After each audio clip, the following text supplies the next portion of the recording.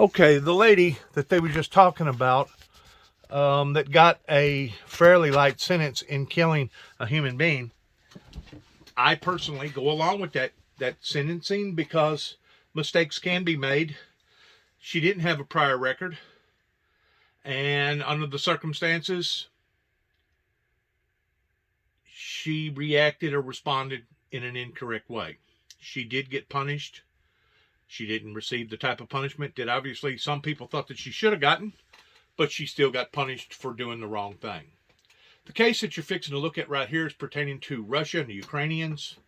David and I, my brother that's no longer with us, in 2015 took great notice in how that Russia was using an advanced military movement up towards Siberia, and their excuse was that they was looking for a different trading route or trail to be able to receive and export and import various things to various people. My brother and I knew that there was something else to that. We didn't know what it was at that time, but there had to have been something that was motivating them and them wanting to take on a new, I guess you'd call it a new transatlantic trading system, but they was going to do it either under the ice or on top of the ice. I don't know which. But obviously they was reaching out towards looking towards other means other than the ones that they have been fully adapted to in the past, I guess, since the Berlin Wall fell, since the ending of the Cold War. So what you're fixing to listen to is really rattling in the respect that you do not have a country that has invested now about 150,000 tanks or artillery people. You do not put that many boots on the ground just for an exercise. It don't add up because that's costing a lot of money. It's wearing out equipment. You're tearing up equipment. I mean, it's a big burden upon to the government that's doing such of a task like this. And to think that everybody thinks that he's just doing this or they're just doing this, the Russian government is just doing this simply because of an exercise is absolutely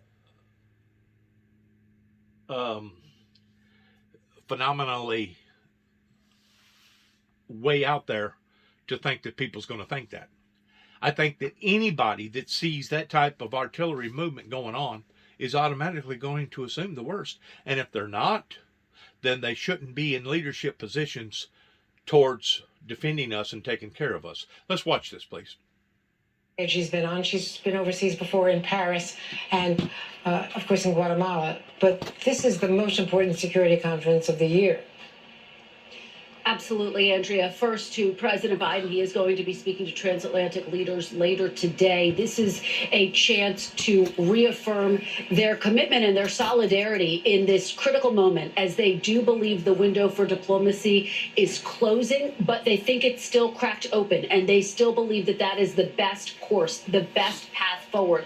And so this call is going to be to reaffirm that and to talk about ways to continue to ramp up pressure on President Putin not to invade. Of course, we are going to hear from President Biden a little bit later on today when he speaks here from the Roosevelt Room of the White House. Now, it comes as our Courtney Cubie is reporting from the Pentagon that there will be also an announcement by the administration that they're going to send a couple of hundred troops to Hungary, again, to bolster NATO allies in the region, just really a small group of allies. But it underscores the high stakes, all as the vice president is holding those high stakes talks. She is set to meet with the president of Ukraine, President Zelensky, tomorrow. It comes as a number of sources, your sources as well,